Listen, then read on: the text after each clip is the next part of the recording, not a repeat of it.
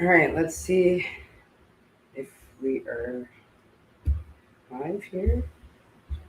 Let's see if this is working.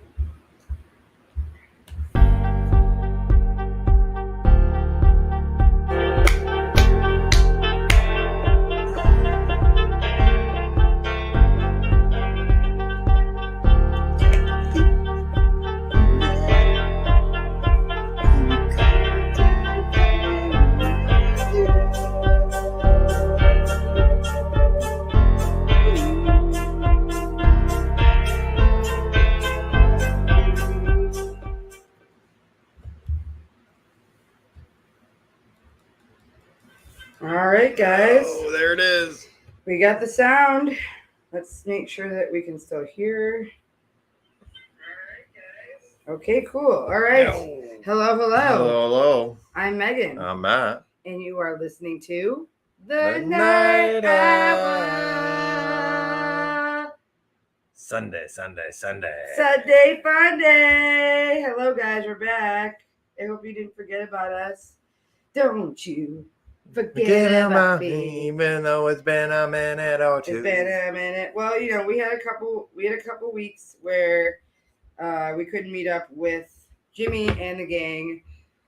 So it's it's fine. There was like family gets in the way, family happens, friends happen, which was nice because I was able to continue my wedding. My wedding.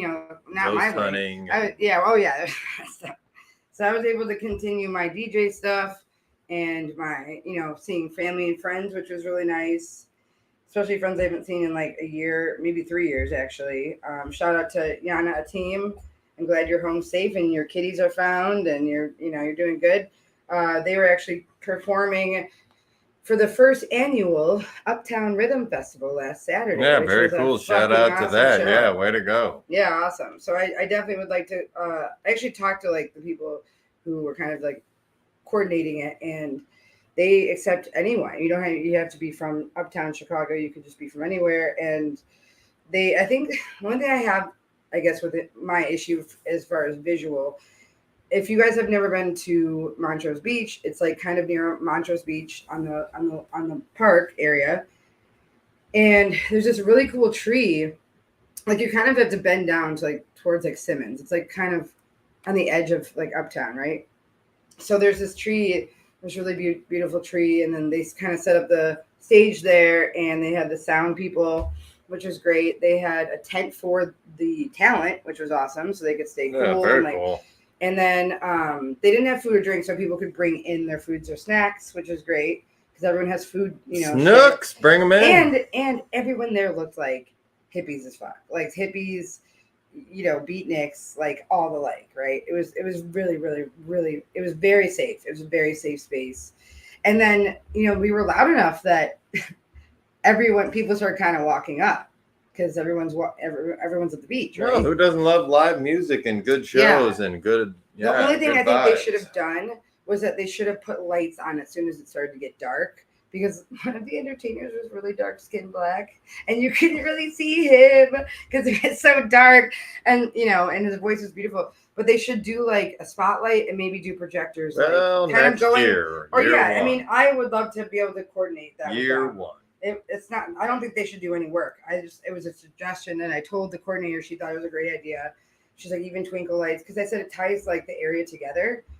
I mean, even look and at they had the drum circle. Remember, they had the there's... drum circle at the end, and it was the drum circle that does full moon jams. Yeah. So they're already like doing that. They have the guy that was there that's part of the drum circle. That's his drum circle.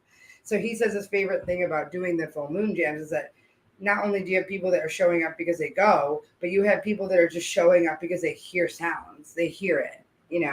So congrats to you guys. I hope we keep doing that because that would be fucking awesome.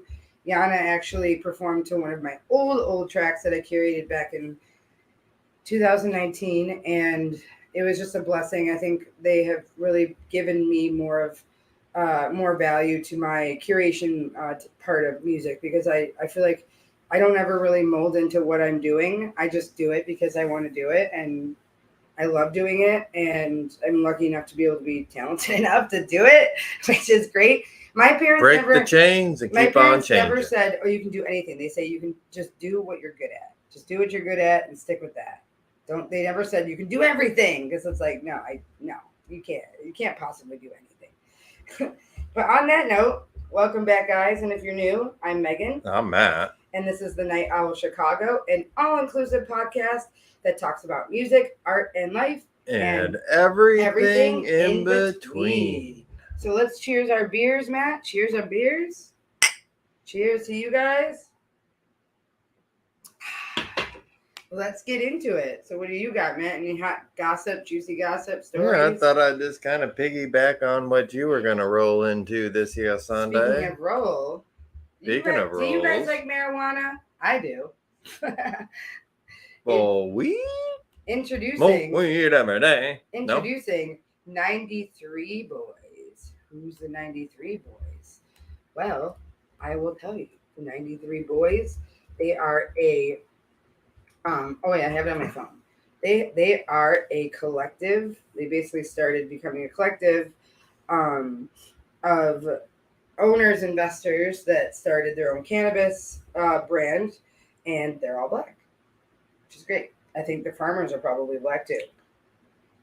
Well, it says that their mission is focused on giving back to the community. The brand was founded by Chicago-born musician and activist Vic Mensa. Do you know who that is? No.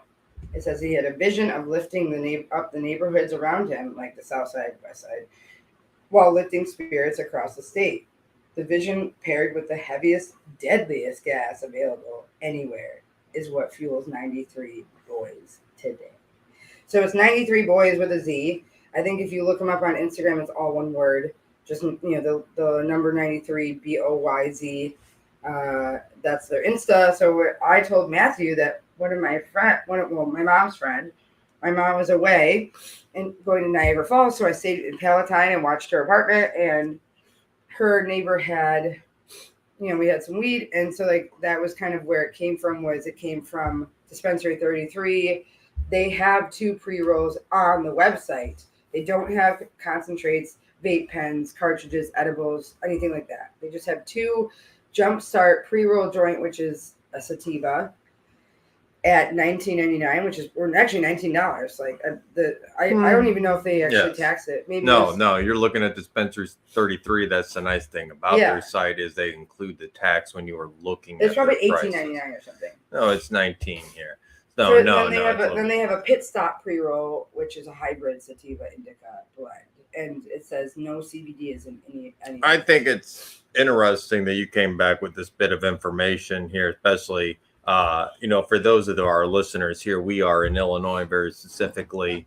It is not the same experience that it is in other states that currently enjoy legal recreational weed. I would say it's not good. It's a bit corrupt. So to see this kind of organization, to see a person of color that owns one of these businesses, because initially when this was, presented to the citizens of Illinois, that this would be quite the opportunity, especially for people of color here, to become business owners. And they really have been, that has not happened. So to be able to see something like this take off, and to know that where this money is going to and what they're trying to accomplish, I'd say kudos, and I hope we get to see more of it, because honestly, it has not happened the way that we were told with the number of these. No, it hasn't. Here in Illinois, just to give, I think it's kind of interesting you bring this up. At least you have, a website here, but just to give you a scoop here in Illinois. Let me go to the actual website while you talk. The number of growers here is very limited. Matter of fact, it's only limited currently right now to it was about 4, but maybe 93 Boys here is maybe an addition to that, and a welcomed addition, especially like we've mentioned here. Why do I think that it's a bit corrupt? Because one of the farms, and I'm going to name them, Cresco. No disclaimer. Has ties to our current governor. Really? Well, how was that not surprising? They are married. It is somehow, our Governor Pritzker is married into the Cresco farm here, which is one of the growers. Well, it's not bad, We were promised, a lot of variety and It's a just lot of not done. Nothing's opportunity, been done. and nothing has been Like what done. Biden's doing, just saying it and then nothing. We have happens. a lot of high taxes, although if you go ahead and have the medical card, that I think it reduces that. But the prices here are outrageous to the point where this person, I would go to Michigan. Michigan has done it right. Or if you've been out to California or Oregon or to the state of Washington, those prices are really good.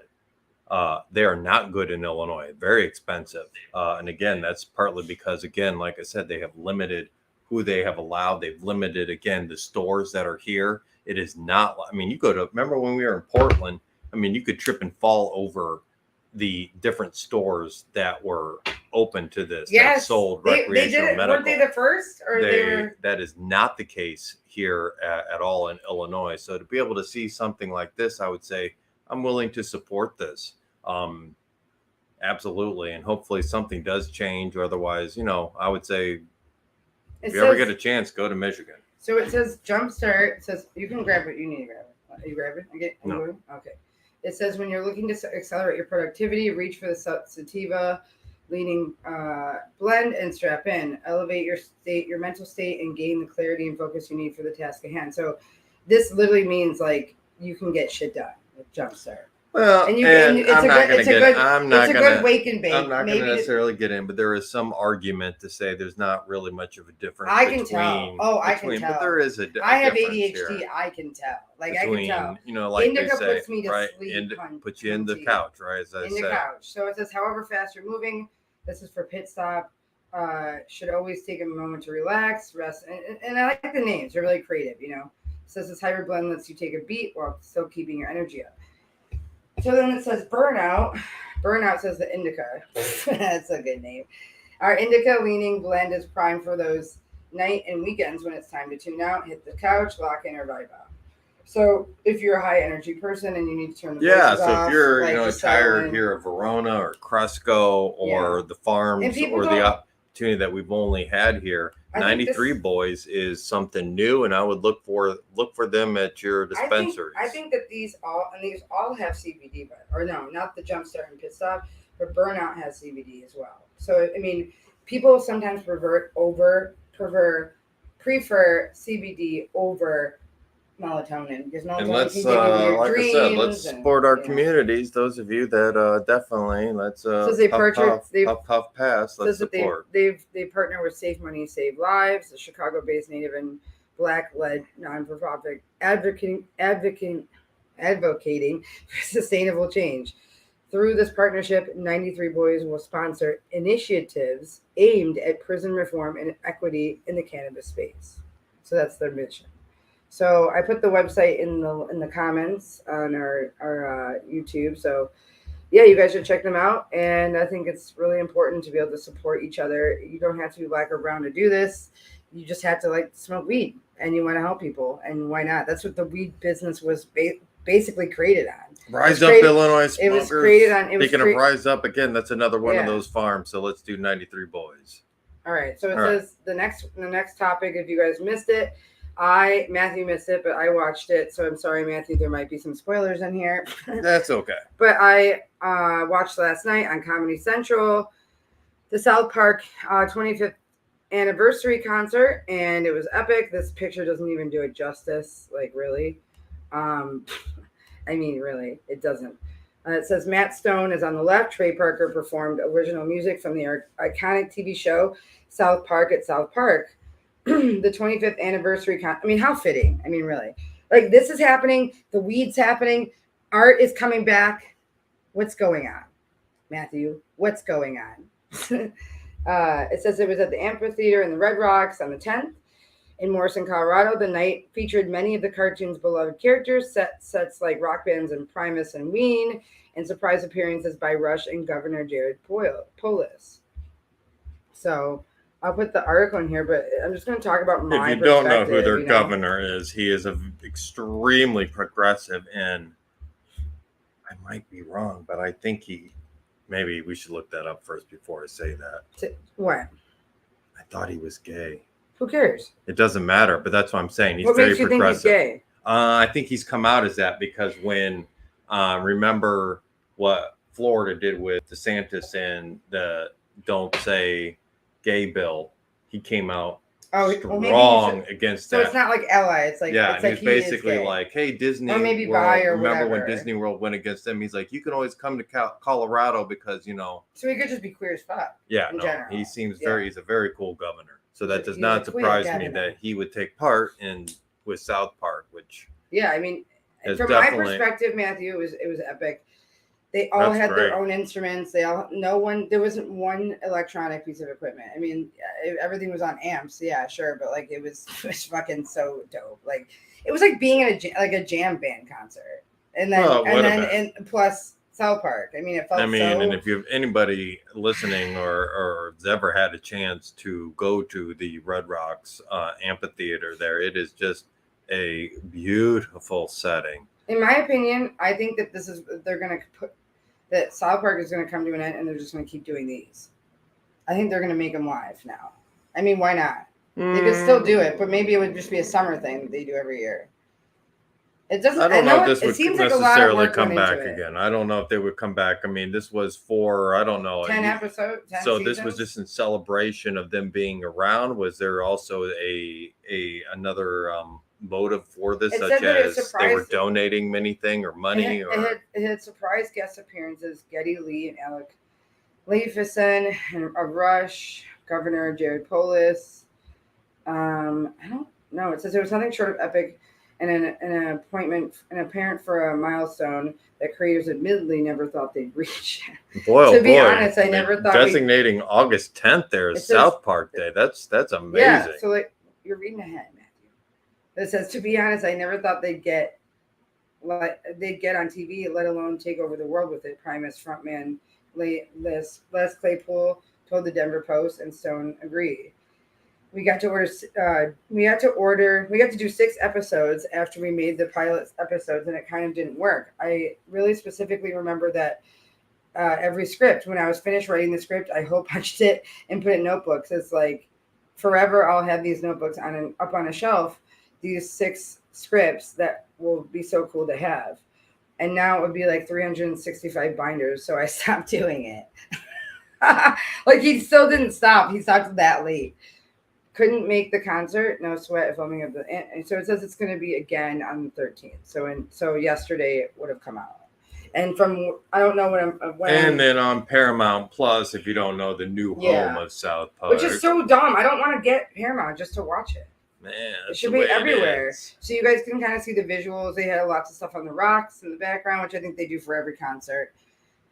They had huge screens that looked 8K. I mean, that's ridiculous. When you were like close enough to it and the camera worked, you could see that it was pixelated, or that the screens were like projector screens. But they had like screens over screens over screens, and then they had the big like TVs on each side for the band, so they could do close-ups of the band. But just the camera sweeps, the camera work, like everything, it was so beautiful. Everything worked. Not just the main people that were there, but everyone who put their work into it. Like, oh my goodness.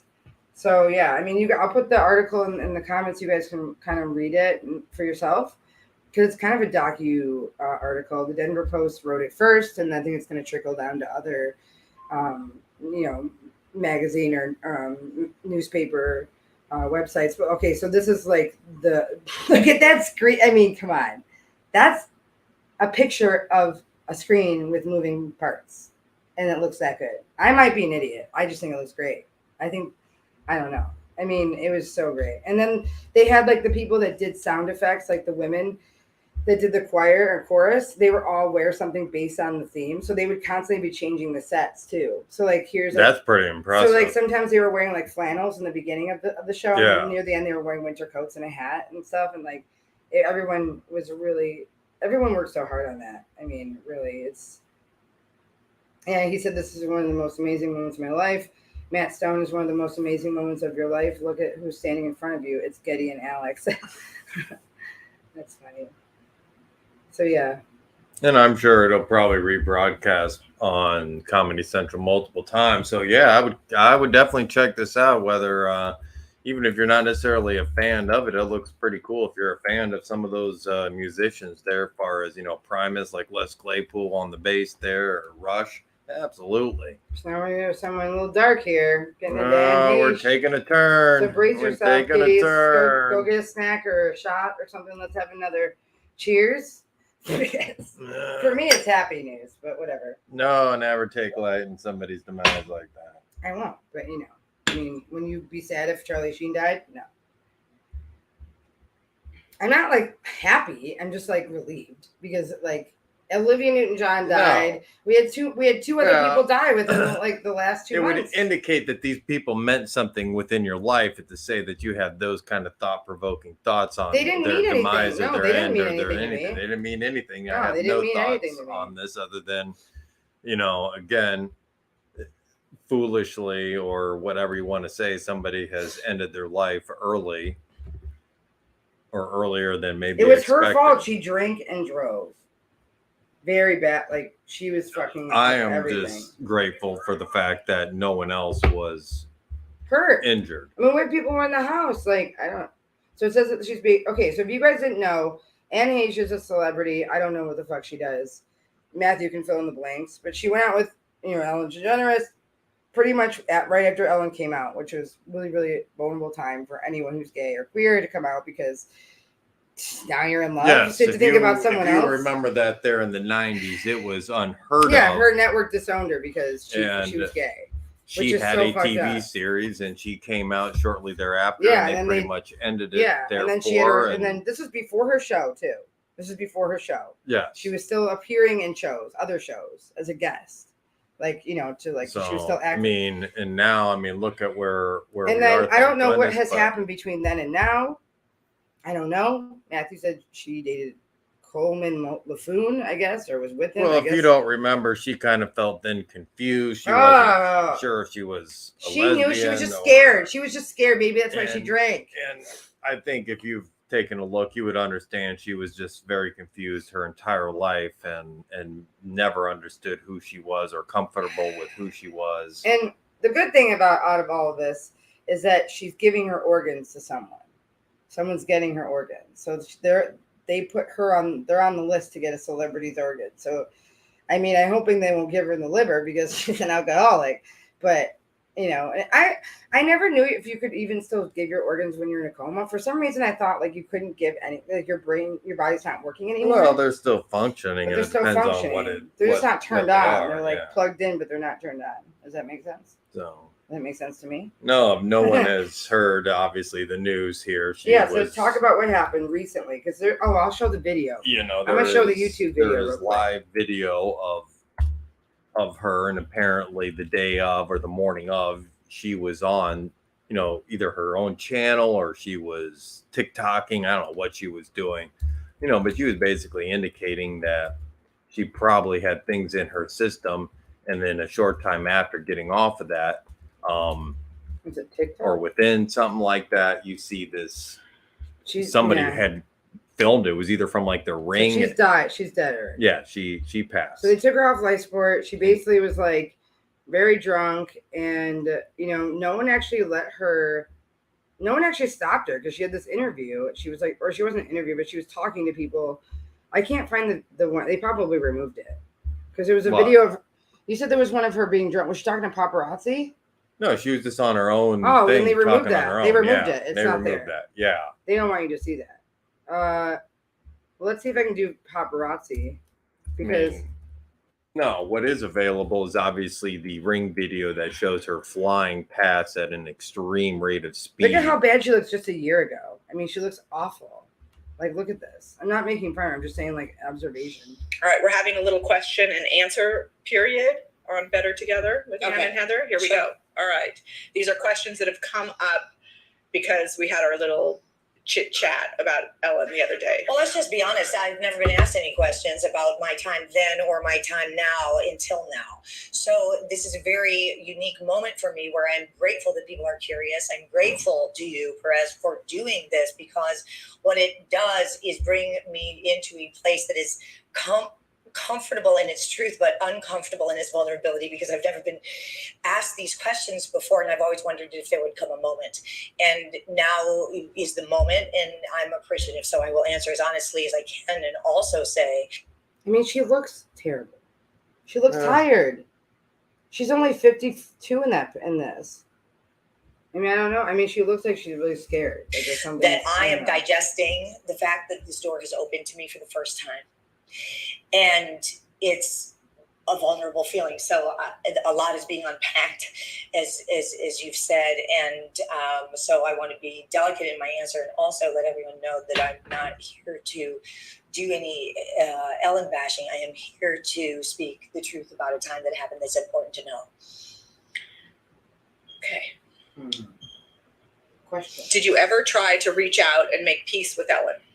You know, every day of my life with her was reaching out to her to make peace. I think it was a very... I will agree with that. She did reach out to her a lot. And there was a lot of snarky back and forth comments from Ellen. Because I don't know if there was anything else that's happened. Like, she said there was something happened, right, when she was dating her. So I don't know if, like, maybe Ellen showed her true colors and she was like, maybe she played the confused card that she wasn't gay or she didn't know she was. Maybe it was something else. I would say maybe that's the case, that they both got exposed. Ellen, I think Ellen didn't want her to expose anything, and that's why she broke up with her. No, I would say Ellen probably realized who she was or who she was not, and Ellen, being who she really is, that. But it doesn't mean that she wasn't hiding anything else throughout Ellen getting older. Because, like, you date someone, I don't even know how long they dated for. I mean, is the secret that Ellen's kind of a cunt? Is that the idea, right? Maybe, or like her treatment of others, or something. Maybe it's all a front now. Maybe she's bitter. Kind of rude. Maybe she's losing that touch, that she used to have. But at the same time, she may have seen who. But she also has a right to be like that. She's rich and she's been through shit. Like, sorry. Thing for her to trust. People can like it or they don't, right? You don't have to treat people like could I know. fall in love with a woman, but she still has gay, people working for her. I think that was a lot to process. So I tried to make that process as simple as possible by quitting Hollywood, moving to Ojai, growing gardens, starting to write and direct, which I did with her and Sharon Stone, a movie of all things called Misconception, and nothing would satisfy her soul.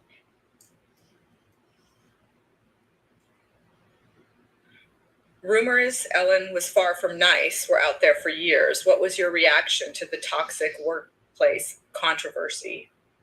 I felt that it was in the hands of the people who needed to speak their truth.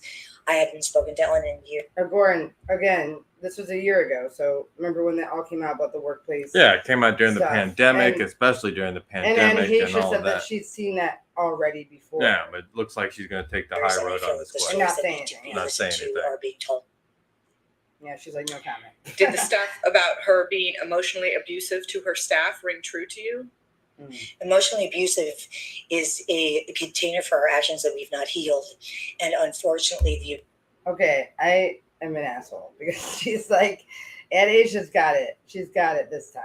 Like, because there have been weird things, like you said, maybe she was reacting and acting out and being, like I said, maybe she's gone through a lot. Maybe Annie has some mental issues. Maybe she's got like something going on. She's struggling with who she is and comfortable with. And maybe not even just her sexuality, but like in general. Just in general. Yeah, and that's why she drank. Yeah, because she just wanted to like escape it.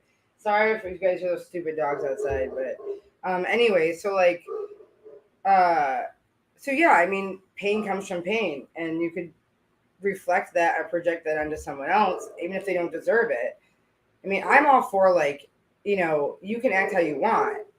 I'm not, I mean, I can't tell you what to do, but you have to be okay with what's going to happen for pushback or for reactions.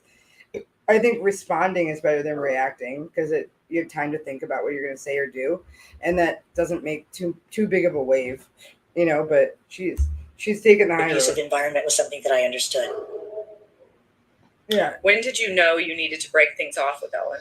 I think it was a slow roll when you come to understand the truth of another.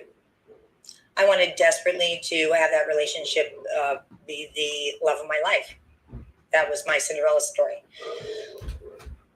What happened was that I was, through the circumstances, shut out from things that I cared about. And in order to make her feel that she was being loved, I would erase those things from my past, such as acting, and replace them with things that I thought would give her a foundation. As we got further and further away from me being able to be in public the way that would please, I began getting further and further away from my friends and my friendships. And one of the things that concerned me very much was that I was beginning to feel shut off and shut down and shut away. And if this answers the question, and I told Ellen that I needed to have friends, she said she did not want to have a girlfriend that needed that. And that is the day I left.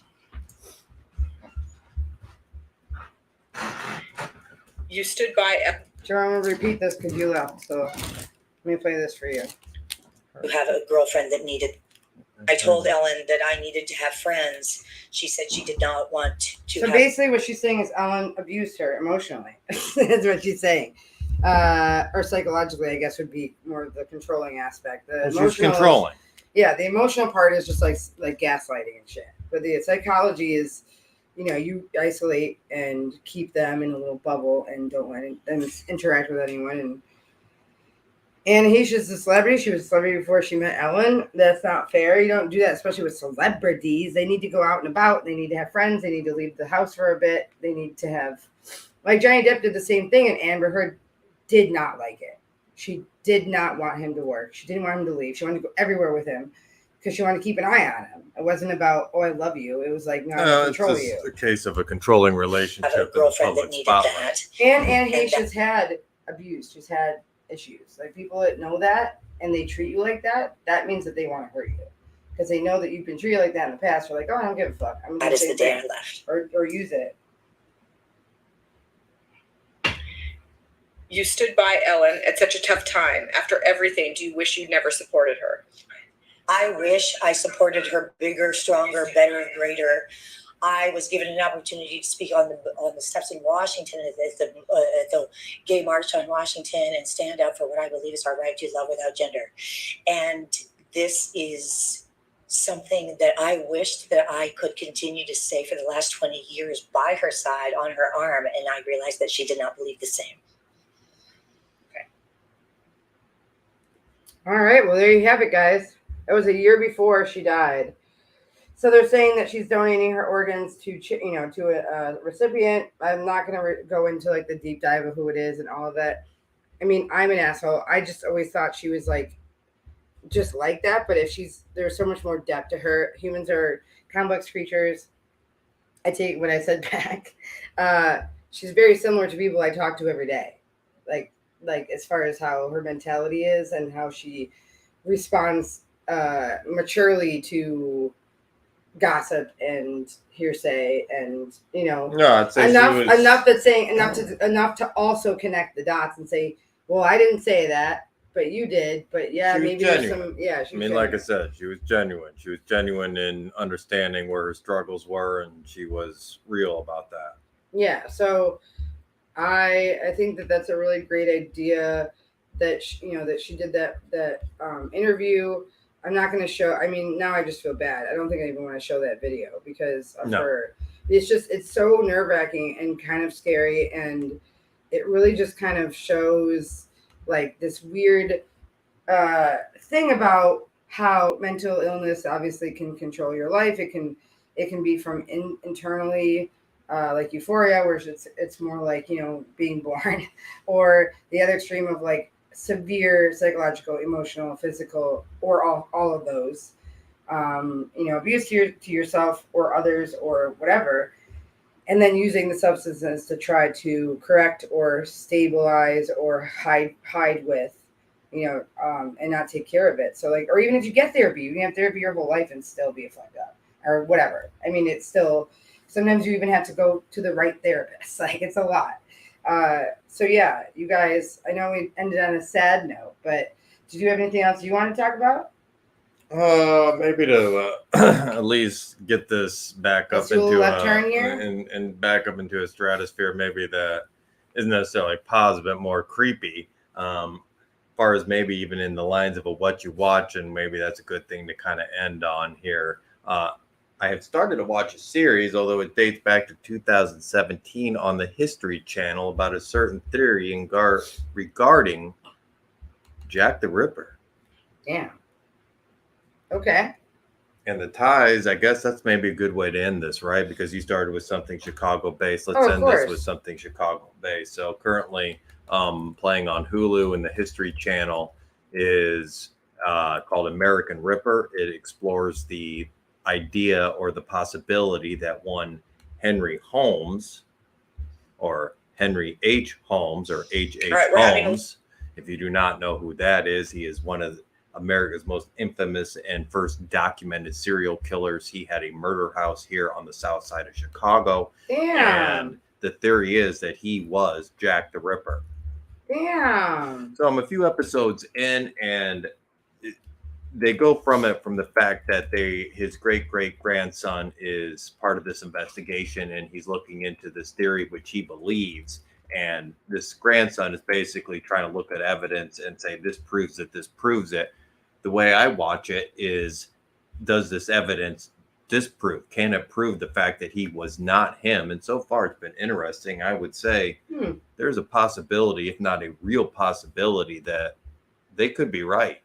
But I've not finished it all. We'll see what it concludes. It's been out for a while. I am always fascinated by kind of the idea of the serial killer and the crimes, and it's an interesting theory. Matthew and I are huge murderinos. You know, especially for different reasons, but with a local tie like this. You know, if you've ever gotten a chance to read A Devil in the White City, which is about him, and supposedly, you know, Martin Scorsese and Leo have gotten together and they want to actually produce maybe either a movie or a short series based on that book. That has not come to fruition yet. I don't even know if that's even come even further in light, other than the idea was posted out there. So yeah, I mean that's kind of what I've been in. And I guess I would say if you got Hulu and you're watching, get a chance to watch that new Prey movie, the new Predator movie. And I would recommend that. Oh, that's awesome. I think we're gonna watch it right now, just kind of to see how it looks. I mean, Matt's watched. This is gonna be the second time, but I'm excited because it's kind of very similar to, in my mind, Apocalypto meets, obviously the Predator. So I mean, it'll be kind of cool for me because I like both those movies. I like all the Predator and Alien and stuff. I'm a sucker for those. I mean, partly because they're kind of cheesy, but kind of not. So, all right, guys. Well, we love you so much. We want to tell you that. I think we'll be linking up with the Not So Late Night live stream, Not So Late Night live stream show next week, or maybe in September. I think we're gonna maybe end this season, which I think is great. We've done like 10 episodes with them. I've done maybe more than that for production for them, and I think that they've really reached new heights now, which is great. So yeah, Matthew and I will continue ours. We'll probably just do audio. Keep doing the audio ones, and you guys can always watch it whenever you want. Be sure to share it with your friends. We're on pretty much any platform that you can get podcasts, but we are the biggest and most friendliest and most famous on Pandora. So I would suggest going to Pandora.